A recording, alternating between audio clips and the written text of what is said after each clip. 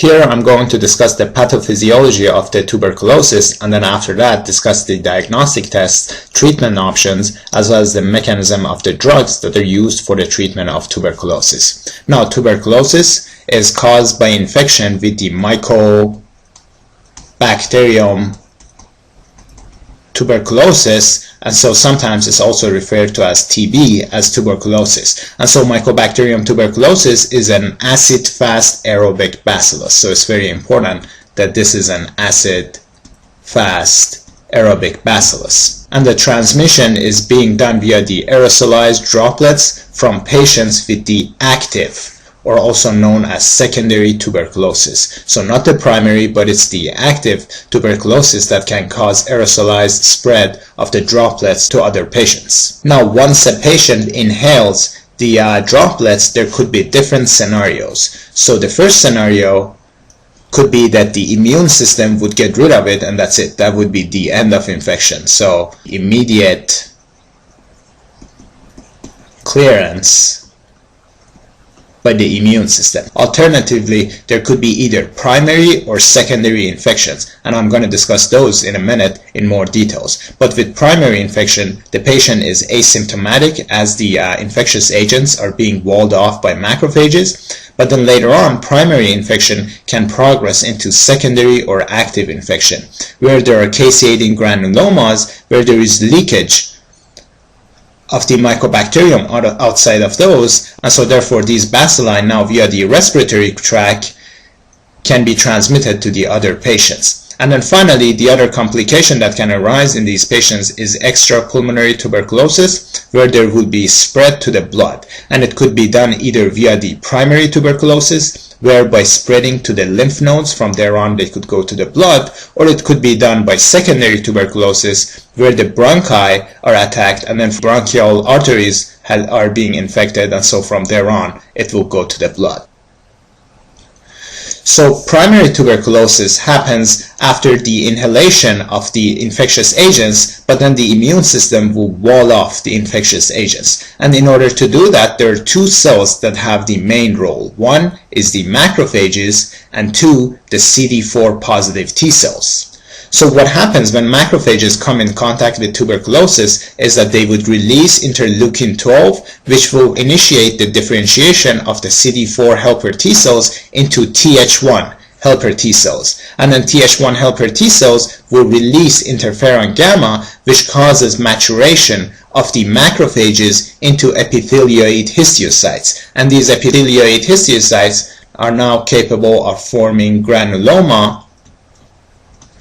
So here is the image that shows you the primary tuberculosis. The infectious agents are being walled off by the granulomas, but since the lungs is an oxygen-rich environment, the mycobacterium, which is aerobic, will remain viable inside the tubercles. So tubercle is one feature of primary tuberculosis. In addition, there could be lymphadenopathy of the hilar lymph nodes.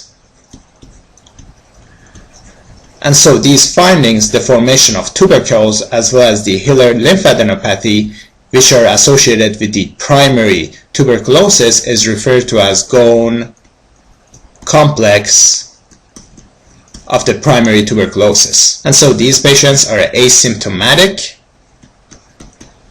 And if you obtain an X-ray, the findings that you may see includes the hilar lymphadenopathy, pleural infusion, as well as the tubercles that have expanded into the lung parenchyma. So you could also see the pulmonary infiltrate. So again, the kind of findings that you may see on X-ray include the hilar adenopathy. You could see pleural effusions, and then you could also see the pulmonary infiltrates.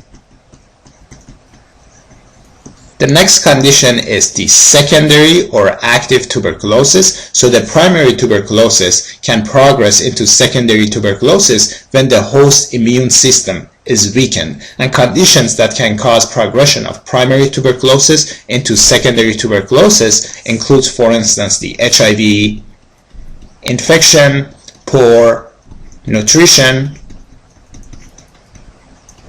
cancer, diabetes mellitus, immunosuppression, as well as some drugs like, for instance, the TNF-alpha inhibitors. So TNF-alpha inhibitors, like for instance infliximab,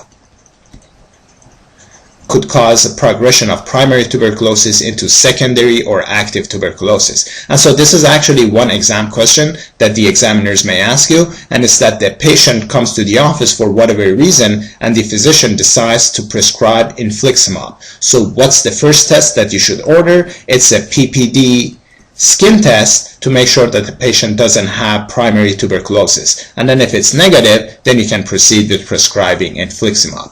In any case, back to the image. So here we have the secondary tuberculosis where there are caseating necrosis. So in comparison to the tubercles that we had with primary tuberculosis, these were nodular granulomas. Here now we have caseating granulomas, which means that at the center we have the caseating necrosis. So there is a cottage cheese appearance at the center of these granulomas. So that's actually one difference between caseating and non-caseating granuloma. Non-caseating granuloma, you don't see any necrosis at the center, while with the caseating granuloma, which is in the case of the secondary tuberculosis, you do see the necrotic cells at the center. And so here is schematic drawing of the caseating granuloma. So here at the center you have the caseous necrosis, and then all around it you have the epithelioid histiocytes, which, if you recall, have been made from the macrophages. So it's the epithelioid histiocytes that have been activated by the Th1 helper T cells, and so these epithelioid histiocytes were now forming granulomas. So back to the image, so we have lymphocytes, we have the epithelioid histiocytes which have developed from macrophages, and then these epithelioid histiocytes have kind of like elongated nuclei. And in addition, these epithelioid histiocytes are now capable of combining with each other and form multinucleated giant cells, which is shown here. And so there are multiple nuclei. That's why it's referred to as multinucleated giant cells. And then you should also note that this form of caseating granuloma is usually in the upper lung lobes where there are better aeration, because tuberculosis, Mycobacterium tuberculosis, is an aerobic organism. So therefore it prefers to colonize the upper areas of the lungs where there are better aeration. Now, one question that may come to your mind is that what's the difference between this condition and the previous one where we had a tubercle that is formed? So how come with the secondary tuberculosis they're spreading into the respiratory tract, but then with the primary tuberculosis it's not happening? So with primary tuberculosis, the nodular granuloma that is being formed is intact, and none of the mycobacterium can escape the granuloma. In this case, however, mycobacterium can escape out of the granuloma, so it's not really intact, and there are like openings in this form of granuloma. So now they're able to be released from the granuloma, enter the respiratory tract, and from here on spread to other individuals in the form of the aerosolized droplets. So the symptoms of patients who have secondary or active tuberculosis includes fever, cough, night sweats, weight loss, hemoptysis, dyspnea, and then on physical examination you may hear apical growls. The next condition is extrapulmonary tuberculosis, and as I just discussed earlier, this kind of tuberculosis can arise from either primary or secondary tuberculosis. So if you recall, with primary tuberculosis, the hilar lymph nodes are involved, and so from here on, the Mycobacterium tuberculosis can spread to the blood. Alternatively, with the secondary tuberculosis, they could invade the bronchi and from there on invade the arteries and spread to the blood again. So the extrapulmonary tuberculosis is the condition where the Mycobacterium tuberculosis spreads into the blood. So the other term for the spread to the blood is called miliary tuberculosis. And so the main risk factor to developing miliary tuberculosis includes age, as well as a weakened cellular immunity, which is seen in, for instance, HIV patients. And so the symptoms of patients who have hematogenous spread of tuberculosis includes, for instance, multi-organ failures, septic shock, as well as the acute respiratory distress syndrome. Now, about 10 to 30% of these patients who have miliary or hematogenous spread of the tuberculosis can develop the POTS disease, which means that the tuberculosis will now invade the bones. And so this is a form of the osteomyelitis, because now there is infection of the bone. And these patients generally present with a local bone pain that progressively worsens in severity. Alright, now that we are done with the description of the primary, secondary, as well as the extrapulmonary tuberculosis, next I would like to move on to the diagnostic tests that are available. So as we just discussed earlier, one test that we can order is the chest x-ray. So while with the primary tuberculosis, chest x-ray won't show much findings except for maybe some lung parenchymal infiltrate as well as the hilar lymphadenopathy, it's with the secondary tuberculosis that now you're able to see the upper lobe infiltration and cavitation, and it's usually more commonly affecting the apical regions of the lungs because there is better aeration in those areas. The next test, which is also the most rapid and the most inexpensive test that is used for the diagnosis of tuberculosis, is the sputum acid-fast stain. So what you will have to do is that obtain the sputum of the patient and then stain it with the acid-fast, which is also known as Ziehl-Neelsen stain. And so here on the stain, you can see that the mycobacterium has been labeled in kind of like pink colors. Now the problem with this test, despite it's being very inexpensive and rapid, is that it's not definitive. And the reason for that is that many different mycobacterial species can colonize the lungs. And so this type of stain will stain all those organisms. So it's not necessarily staining for Mycobacterium tuberculosis. And so if you want to obtain a definitive test, then you will have to obtain a sputum culture. And so now let me ask you, what type of culture do you have to use in order to be able to grow tuberculosis? So if you recall, one of the tables that I've provided in the QBank gives you clues with a memory aid that J-Lo and TB are married. So that's the memory aid that I've provided you. So TB stands for tuberculosis and J-Lo stands for Lowenstein, Jensen, agar. So J-Lo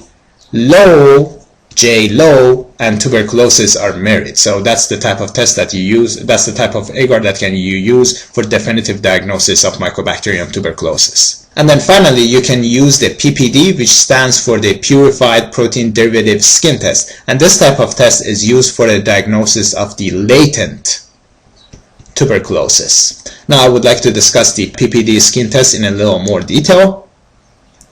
So the type of reaction that you will get by the PPD skin test is a delayed T-cell hypersensitivity reaction. And do you recall how long it takes for these type of reactions to manifest? So about 48 to 72 hours. So therefore, how this test works is that after injection of these purified proteins, which will interact with the immune cells that are activated in response to the tuberculosis, it will take about 48 hours for the hypersensitivity reaction to manifest here and show in duration. So therefore, that's why that every time you're getting a PPD skin test, you're asked to return in 48 to 72 hours. Now, in order for the PPD skin test to be positive, the amount of induration needs to be larger than 15 millimeter in healthy individuals, while in healthcare workers as well as prisoners or homeless as well as the nursing home patients where they're at increased risk of exposure to tuberculosis, the threshold is 10 millimeter. So again, the healthcare workers like the physicians and nurses, prisoners, homeless patients as well as patients who are in nursing homes, if the induration is more than 10 millimeter, then it's the diagnosis of a positive PPD test. And then finally, in HIV patients, induration of larger than 5 millimeter is considered as a positive PPD skin test. Now moving on to the treatments for the tuberculosis. And so while primary or latent tuberculosis does not require any respiratory isolation, the first step that you will have to take for patients who have secondary or active tuberculosis is respiratory isolation. And these patients will need to remain respiratory isolated until you obtain 3 negative acid-fast staining of the sputum. Moving on to the treatments for primary or latent tuberculosis. So just as a reminder, patients with primary tuberculosis are generally asymptomatic, and chest radiograph is also often normal. But the kind of abnormal findings that you may see includes, for instance, hilar lymphadenopathy, pleural effusions, as well as pulmonary infiltrates. And so you won't see any active symptoms, and then the X-ray as well as the sputum cultures are negative. And so now tell me, if all these tests are negative, how are you going to diagnose someone with primary or latent tuberculosis? And so the answer is with a positive PPD skin test. So despite these patients are asymptomatic and the X-ray findings may be negative, if you obtain a positive PPD skin test, then that's the time they're diagnosed with primary or latent tuberculosis. And so you will have to treat these patients with 9 months of isoniazid. Their name for it is INH. And then for the secondary tuberculosis, which presents with the cavitary lesions in the upper lung lobes, and then in terms of clinical manifestations presents with fever, night sweats, cough, weight loss, dyspnea, as well as hemoptysis. After respiratory isolation, you will have to treat these patients with the RIPE therapy. And RIPE stands for rifampin, isoniazid,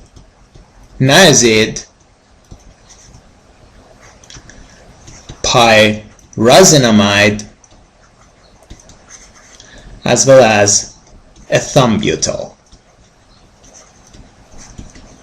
And so what you will have to do is that you will first start these patients on 2 months of RIPE therapy. So you will give all these 4 medications for the first 2 months. So for the first 2 months, you will give all these 4 medications. And then after that, for the next 4 months, you will only give rifampin and isoniazid. So for the first 2 months, you will give all the RIPE medications. And then after that, for the next 4 months, you will only give the RI or rifampin isoniazid medications. So back to the top. So for primary or latent tuberculosis, you treat it with 9 months of isoniazid. While with secondary tuberculosis, once again, you treat it with 2 months of all RIPEs plus 4 months of only rifampin and isoniazid.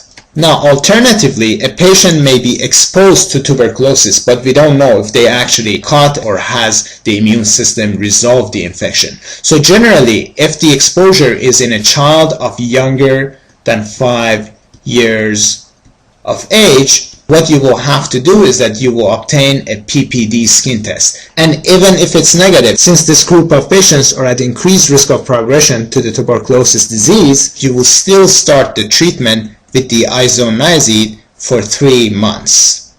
And then after 3 months, you will repeat the PPD skin test. So from here on, if the PPD test is negative and the radiographic studies as well as the clinical findings are negative, then you would consider that this patient does not have tuberculosis, and so you can stop the treatment. On the other hand, if an adult is exposed to tuberculosis, what you will have to do is to obtain a PPD skin test. And from there on, if it's negative, you will have to do nothing except that in 3 months, repeat the PPD skin test. And if it's negative again, then it's considered that the patient doesn't have tuberculosis. Now, moving on to the mechanism of action of the tuberculosis medication that I just described to you.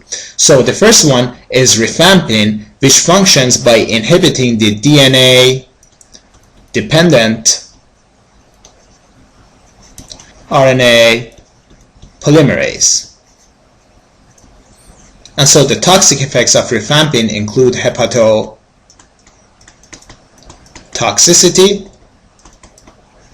drug interactions due to the increased activity of P450 enzyme. So P450 enzyme is required for the breakdown of many different drugs. And so if the activity of P450 is increased by rifampin, now those drugs will be broken down and therefore their efficiency will decrease. So therefore rifampin has many different drug interactions. And then in addition, rifampin is a very strong orange dye. So orange body fluids is another side effect of taking rifampin. So because this rifampin is a strong dye, after the patient is taking the medication, this dye will affect all the fluids in the body. So the urine, the tears, so everything will have the orange color, and that is normal. The next medication is isoniazid, which functions by decreasing the synthesis of the mycolic acid.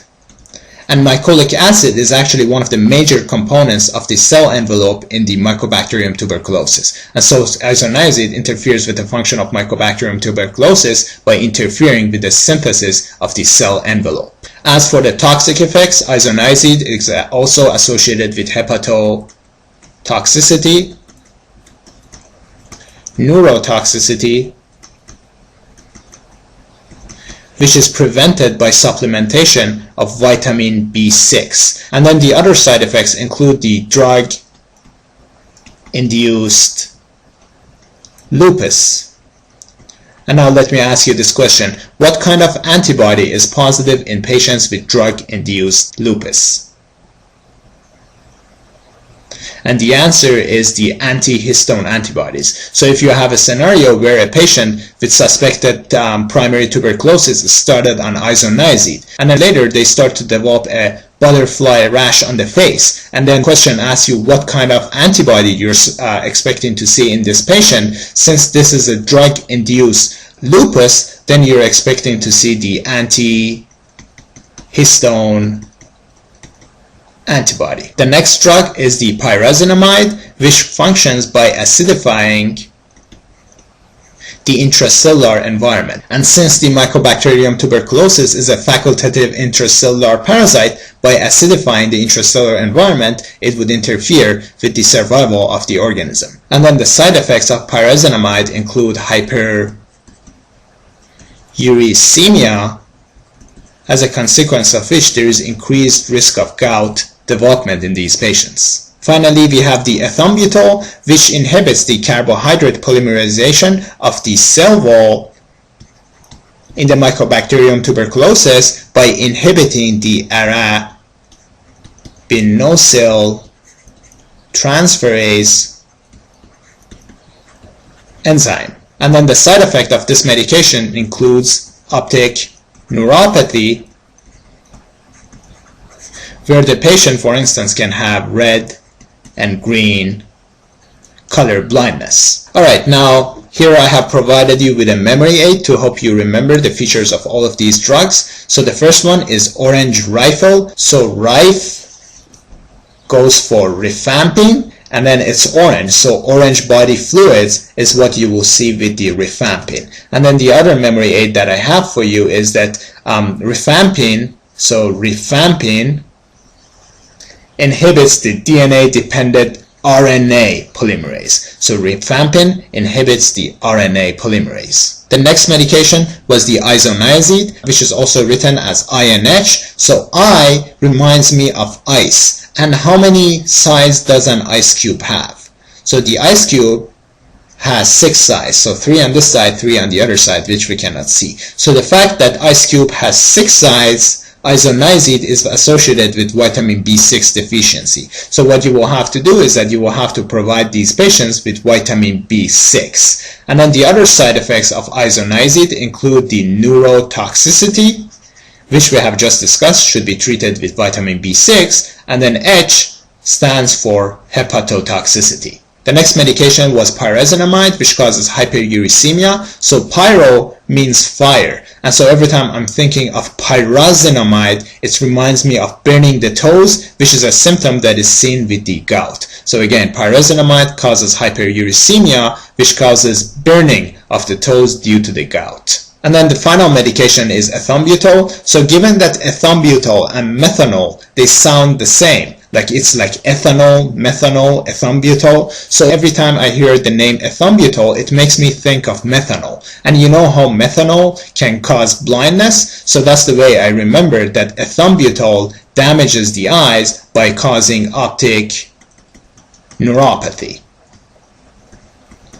And so red-green color blindness is one of the side effects of the ethambutol. And that concludes our discussion of the tuberculosis topic.